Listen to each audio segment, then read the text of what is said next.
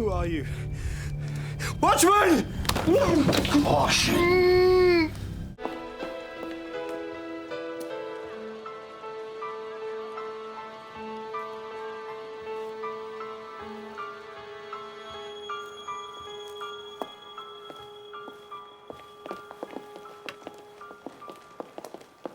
I'll send for a carriage. To Richmond, and I'm to give you my purse, and you are to pay my charges out of it. That's settled too. And what else is settled for us?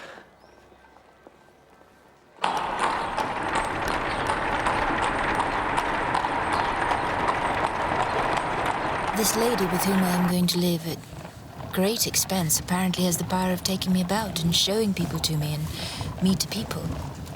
I suppose you will be glad of variety and admiration. I'm already glad of admiration, Pip.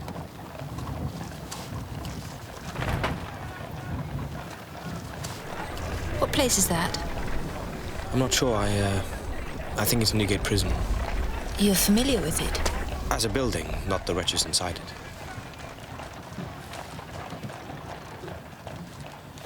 And Orlick is removed by Jaggers now. Who? The portrait's at his house. Gone. He wasn't the right sort of man for the post, you understand. You arranged his removal. How do you thrive at Hammersmith? Mr. Pocket is an admirable man. Quite disinterested and independent, I hear. I like that class of man. Do you remember the last recital that you and I attended together, Pip? A rendition of Old Clement. I think at that time it was I who was the vocalist. Pip and I had a kind of growing up together, didn't we, Pip?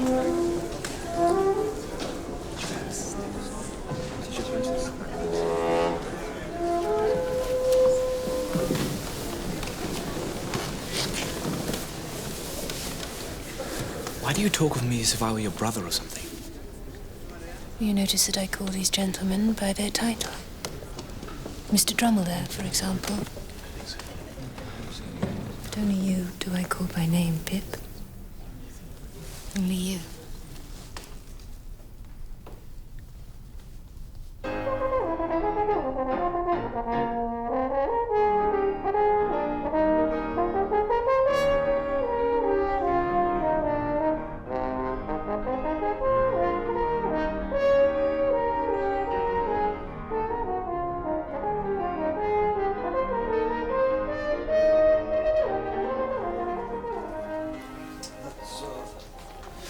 Thank you, sir. Generous 18. Oh, if I may, sir. There's number 3, 5, and 8. Now, this article... Let me save you the trouble. I'll take all of them.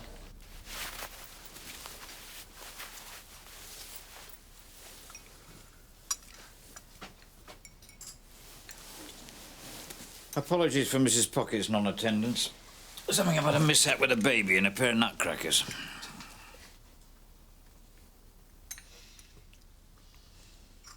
How is dear Miss Havisham, Estella? Still as dear.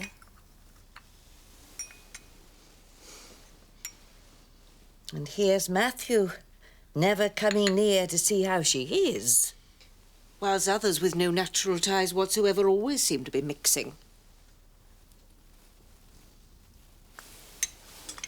In fact, Sarah, I am to write to Miss Havisham regularly to let her know how I fare. She especially wishes to know how Pip and I use each other. She will be especially glad to know that I'm dining here tonight. She will? She still recognises in you, Mr. Pocket, a man above small jealousies and spites. Herbert, we're dining very expensively tonight. In my confidence in my own resources, may I take on your expenses? Not a bit of it. Not while I look about me. Not while I have capital in my sights. Gentlemen, as you know, it is the solemn duty of this society for members to toast a lady of their acquaintance. Tonight, that duty falls to Mr. Bentley Drummle. In the presence of this company, I pledge myself to Estella. Estella who? Never you mind. Estella of where? You're bound to say of where. Of Richmond, gentlemen. And a peerless beauty. To Estella, Estella! In my view, it is impudence on the part of this Finch to come down to this grove and propose of a lady of whom he knows nothing.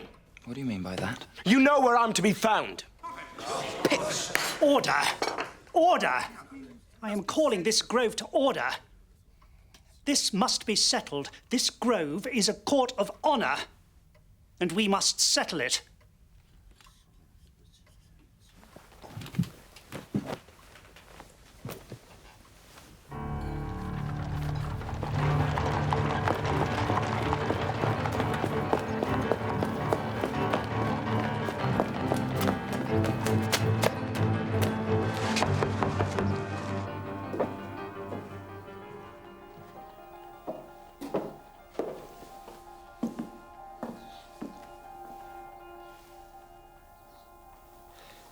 Well, he pledges himself to you.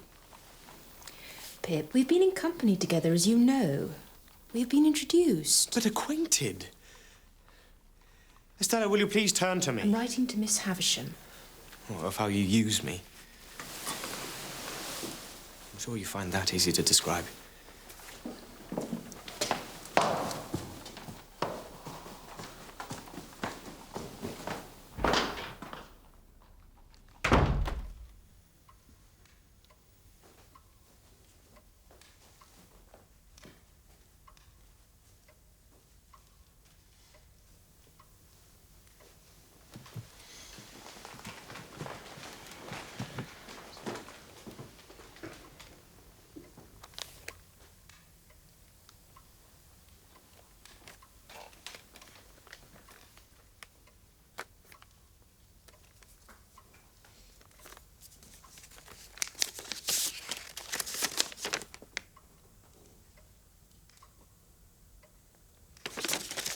This is an avowal in the lady's hand that she has had the honour of dancing with Mr. Drummle on several occasions.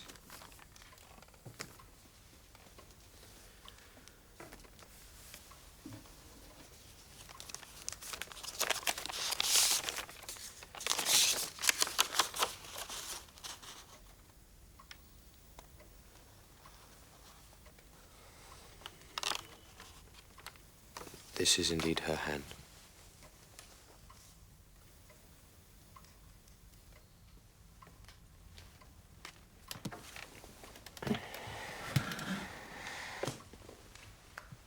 I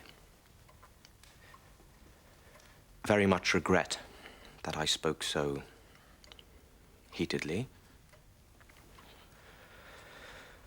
and spoke more rudely to one of my hosts than was polite.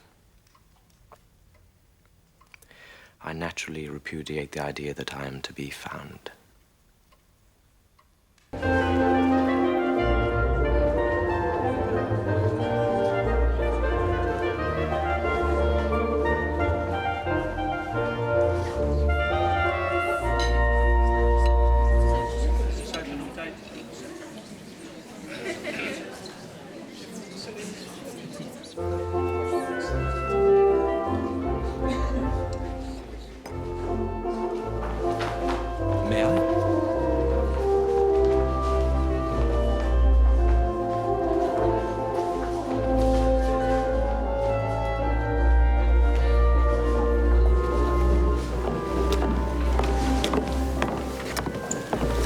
Despised, don't you? Well? You know he is as ungainly within as without. Deficient, ill-tempered, lowering, stupid. Indeed. And why is it that it seems to be your manners which are attracting comment? Because the way you let him hover around you makes me wretched. He's nothing to recommend him but money. This is making you foolish, Pip. Then stop throwing your attractions away on a ball. I can bear it. Oh, don't be so proud, Estella. Proud? In your last breath, you reproached me for stooping to a bore. Moths and all sorts of creatures hover around a lighted candle. Can the candle help it? I've seen the looks and smiles you give him this very night. And of the kind I thought were only given to me. I do not bestow my tenderness anywhere, Pip. I gave you warning.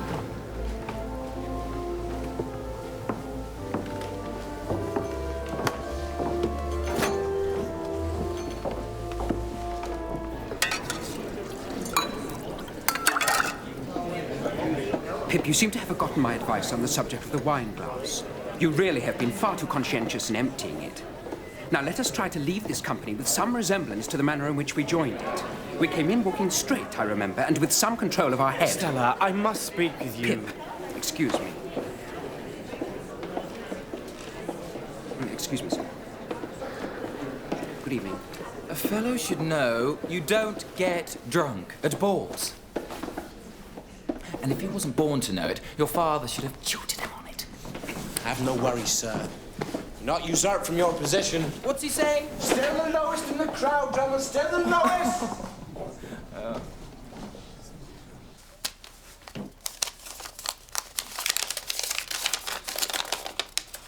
Letter from Jaggers now. They are mounting up, Pip. Upon my life, they're mounting up. Well, get out, will you? Go and stand elsewhere.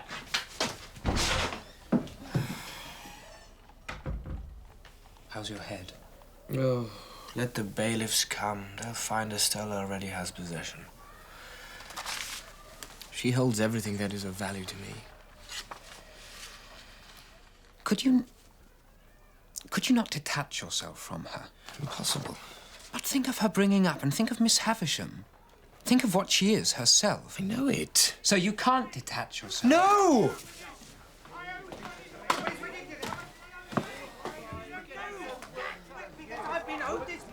I find I am as thwarted in the matters of my heart.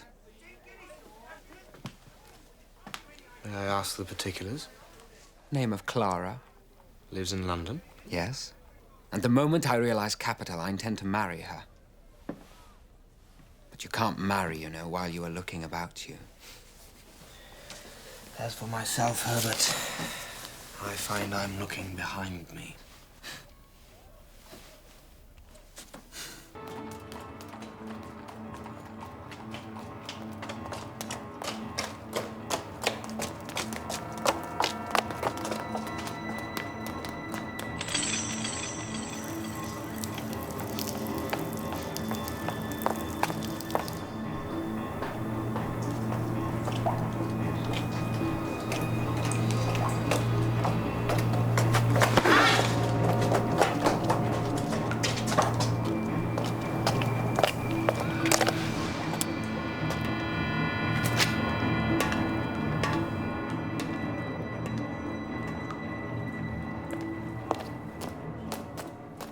I find I'm in the books of every tradesman in London, Mr. Wemmick.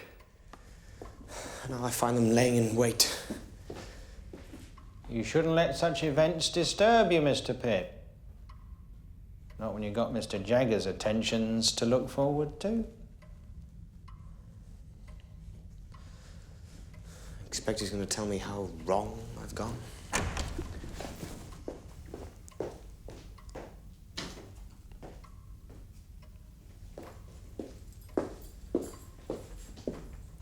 Now, my young friend, I'm going to have a word or two with you. Your name occurs pretty often in Wemmick's cash book. You are in debt, of course. Now, I don't ask you what you owe, because you don't know. As to what you're living at the rate of, I dare say you don't know that either. I thought so. Now, take this piece of paper, unfold it, and tell me what it is.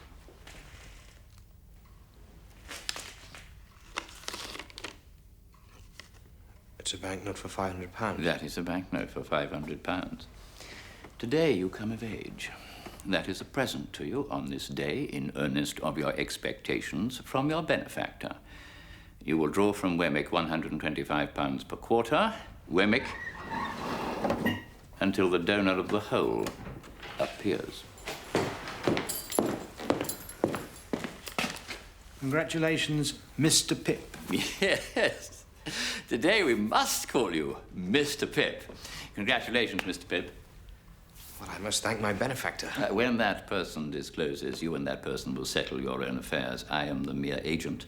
And when that person discloses, my part in this business will cease. And in this business, am I designed for Estella? I have nothing else to say.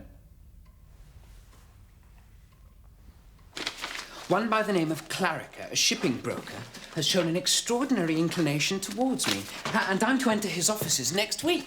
That's mighty news, Herbert. Congratulations. I never stopped looking about me, but the strangest thing is, the opening came to me. And well deserved. I have written to my father to confound him with the news, and now I shall visit Clara and tell her to start to look to the future. She shows such tenderness towards me, Pip. Well deserved. Till tomorrow. Mr. Wemmick.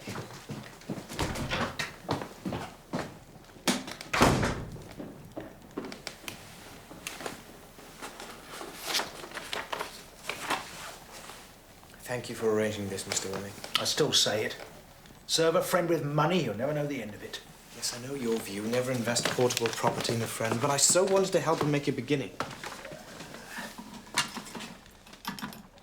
Now, are you absolutely certain this help is to be rendered without Herbert's knowledge or suspicion? He'll be no more aware of his benefactor than you yourself are.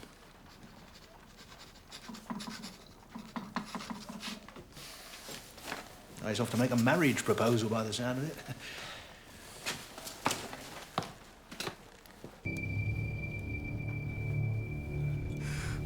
Who are you? Watchman! Caution! I was sent for life. Do you understand? It's death to come back. If took, I should have a certainty to be hanged. Do you understand? Huh? I understand. I understand your desperation. Pip. Don't you understand what I risked for you? Huh? Me? Me?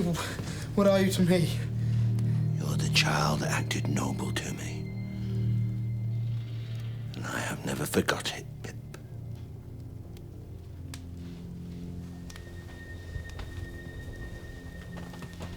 You? Abel Magwitch. Convict, then. And since a sheep farmer, stock breeder, who have done wonderful well, Pip. Look, I'm glad you have recovered yourself, but I cannot renew that chance intercourse, for our ways are different ways now. Oh, no, they're not. I asked Wemmick for your address. You know Wemmick? I instruct his master, Jaggers. You have been chosen to succeed to some property, have you not? May I ask whose property? I don't know. I do.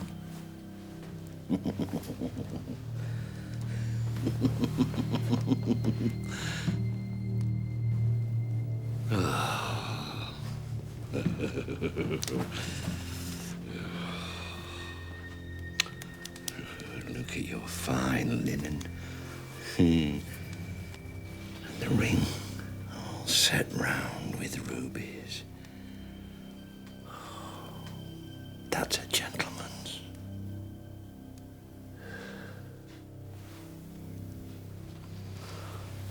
Yes, Pip, dear boy. It's me has done this.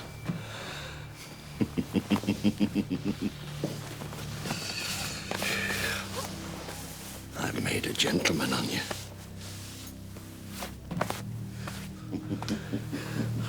But wasn't no one else? Who else should there be? It should be. I swore that time, sure as I ever earned a guinea. That guinea should go to you. I swore since, sure as I ever speculated and got rich. You should get rich. I live rough, that you should live smooth. And you do. And my pleasure is seeing you do it. Huh? Blast them all, Pip. Blast every one of them. From the judge in his wig to the colonist stirring up the dust. I'll show them a better gentleman than the whole lot of them put together. No! I've looked forward so distant, Pip.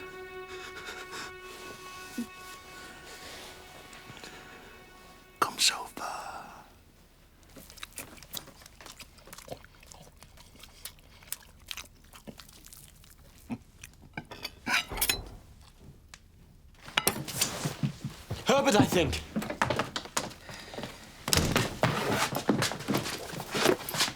Take it in your right hand. Lord strike you dead on the spot if you split in any way, somever. Kiss it. Do so, Herbert, as he wishes it.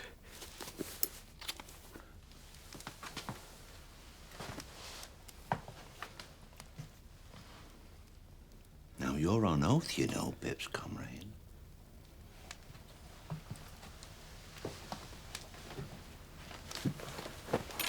Have I the pleasure of meeting Mr. Joe Gargery, then? You are not as Pip describes you. I'm not in the business of fashioning horseshoes. I make gentlemen, don't I, Pip? I owns a brought-up London gentleman.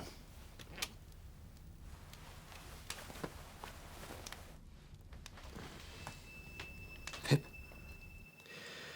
When I was a boy, Mr. Magwitch found himself caught in a manacle. Now I find it making inroads into my flesh.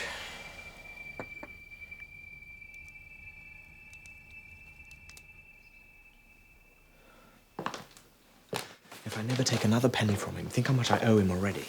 And do you intend to take no further benefits from him? Well, how can I? But your debts, Pip. If I choose to renounce my patronage, that is a matter for me, Herbert. Why do you seek to give me this advice? I seek to give you this advice as a friend. You may look at him and feel quite unable to accept any of the expenses he plans to lavish you with. But think how he may react to that. What do you mean? Well, think of this. He comes here at the peril of his own life for the realization of his fixed idea, yourself. In the moment of his realization, after all his toil and waiting, you cut the ground from under his feet, destroy his idea, and make his gains worthless to him. Under that kind of disappointment, do you see nothing that he might do? My reputation is ruined if I accept his money and ruined if I don't. That's his power over you. But only as long as he remains in England. But how am I supposed to get him out of the country? If you want to induce him to go, you will have to go with him. Well, go where? Go for a soldier, enlist for India? Don't be absurd. I'm in earnest. Forget him what I will. I cannot prevent his coming back. Pip, the danger of his recklessness is here and now, and Newgate is in the next street.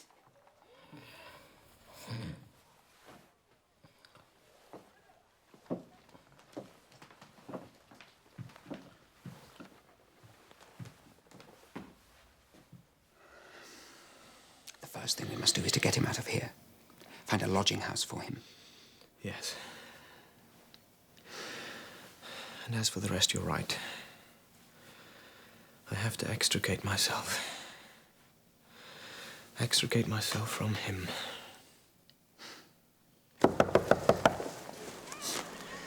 I'm going back to Kent tonight. Some business there with Miss Havisham. You will be back to attend your business here? Oh, yes. Clara, a new tenant for your house. Yes. Well, best not loiter, Abel. We'll blast them all one day, eh, Pip? We'll blast them all, eh? Pip's gentlemen.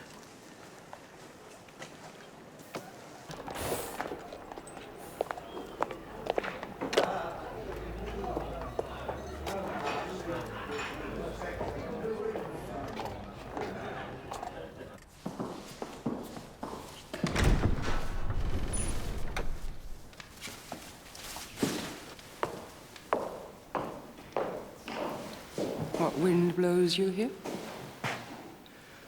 When I set off on the coach, I had one purpose only. I now find I have other business, too. Well, speak. These past few years, it seems I've been harboring a delusion. More than one, in fact.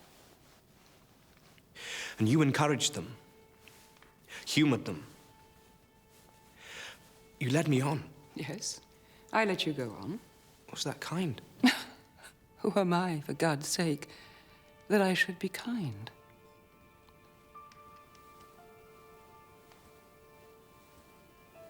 I have found out who my patron is. It is not a fortunate discovery and is not likely to enrich me in reputation, station, fortune, anything. But I think I've since made a worse discovery.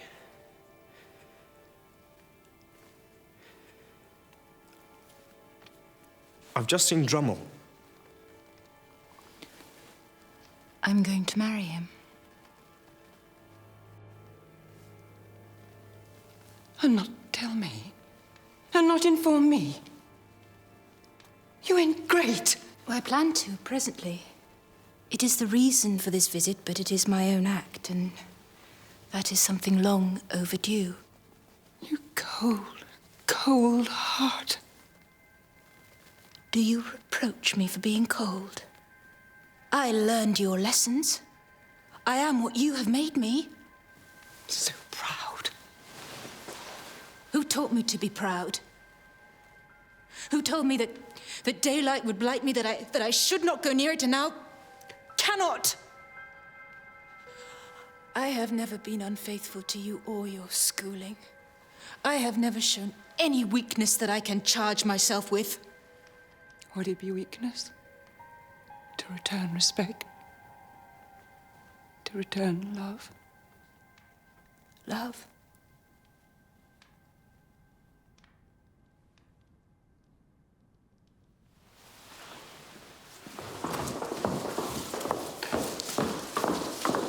Estella!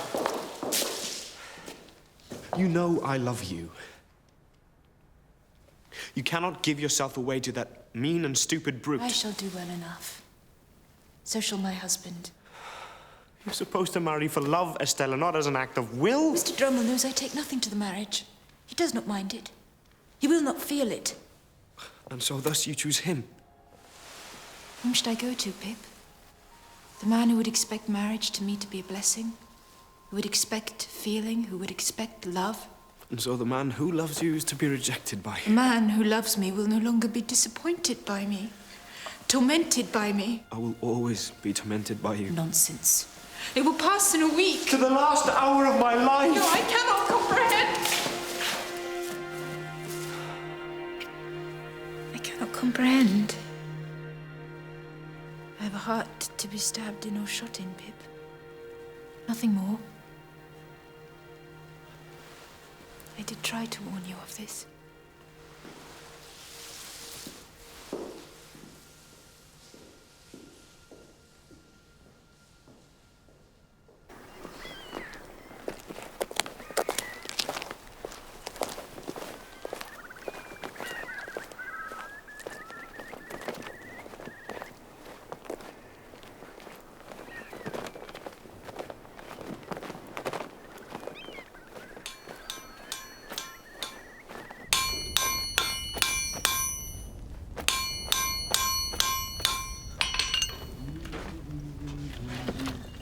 Can I help you there, Joe?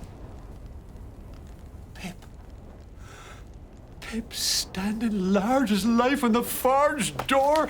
Why, this is astonishing, old chap. Oh, how are you, Joe? Well, I'm astonished. What brings you here? I had business at Sad's house.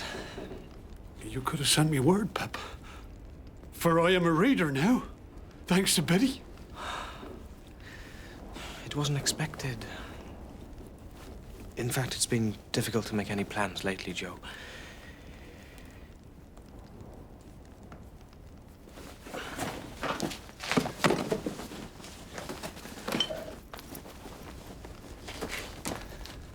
Come, Joe. Let's beat it out. No, Pip. I don't think that'd be fitting, no. Do you? Not anymore, old chap.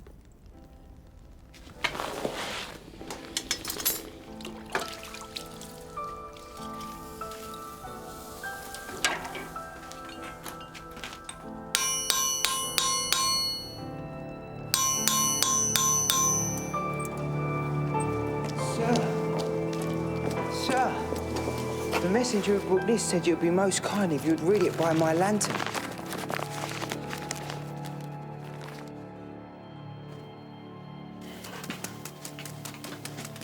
You have my note?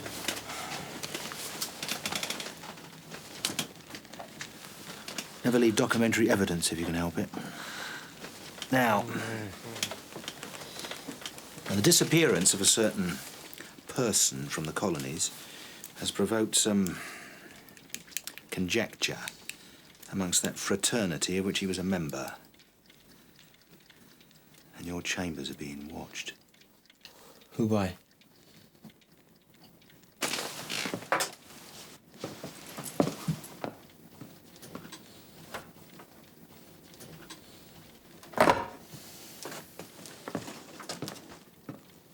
You have somewhere to go tonight? Yes. Then I advise you not to break cover from there during daylight. Confine all movements till darkness. Now it is my turn to shun the daylight. I beg your pardon? Nothing. Go for foreign air, Mr. Pitt, but wait till things slacken. I hope he's not caught. For your sake. For if convicted, all his possessions will be forfeited to the Crown, and you... No longer a gentleman. There's the danger. Unless you avail yourself of all his portable property now. Miss Skiffins come for a visit. I hope he's not caught. The fortunes of two people should be bound together for the good. Hey, Mr. Pip.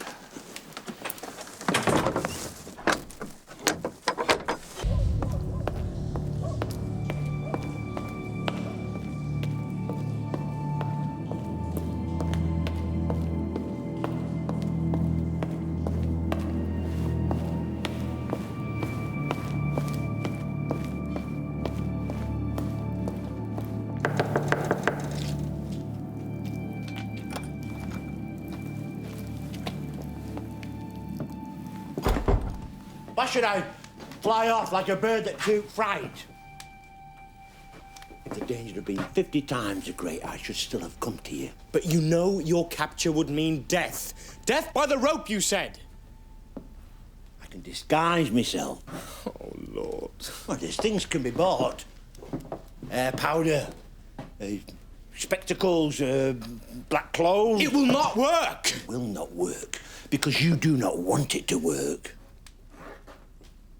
You just want me gone. I shall go with you.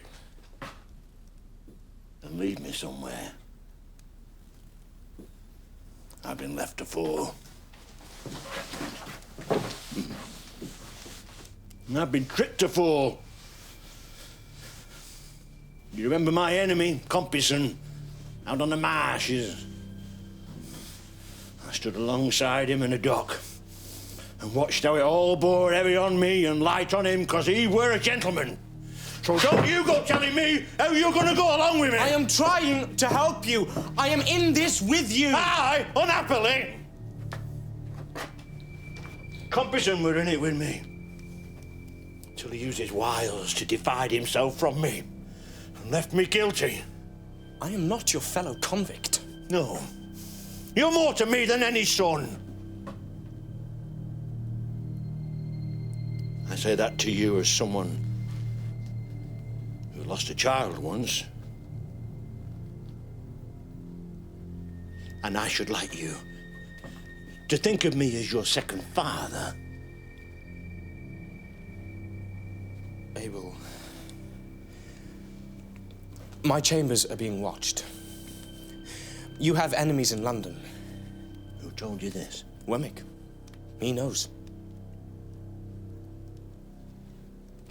Is it Compeyson? I don't know. But you must rely on Wemmick's judgment. And I must rely on your good faith.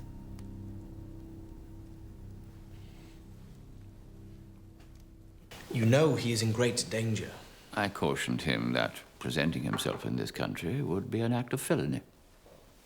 And that he would be hung? That it would render him liable to the extreme penalty of the law. Do you have any advice to impart on the planning of his escape? I must hear no more of that. But my chambers are being watched. If he is caught... I'm not responsible for that. Well, what of your responsibility towards your client? You are, after all, his agent. You will kindly inform him there is still a balance outstanding.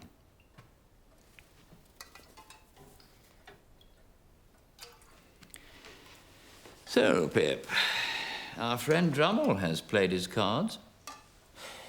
Yes, Estella has now married him. And was on honeymoon in Paris. Molly, how slow you are today. So, here's to Mrs. Bentley Drummle. I'm very sorry, Master. I'll go. See to it afterwards. Go. Well, let's try the toast again, shall we? Mr. Jaggers, I'm afraid I will have to take my leave of you early. Thank you for your hospitality. Oh, what a man he is. I find it's best to screw yourself up when dining with him. Now I'm very screwed up. Wemmick, you remember you called his housekeeper a wild beast tamed? I did. How did Mr. Jaggers tame her? It's his business. You asked me my Walworth capacity? Of course. 20 or more years ago, she was tried at the Old Bailey for murder and acquitted. Jaggers was for her. Who was murdered? Another woman, strangled. But you've seen those wrists. Jaggers made a spectacle of them. Our housekeeper was married over the broomstick to a tramping man. She was said to be a perfect fury in point of jealousy. So jealous, she gave up her young child after acquittal to revenge herself upon her faithless husband. Your child adopted by whom?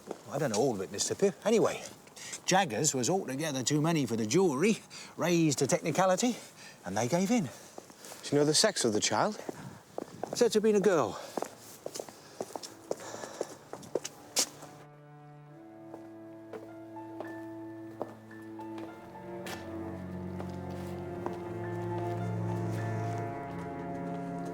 I'm afraid Mrs. Drummle doesn't wish to receive visitors at the moment. But you told her my name. Yes, sir.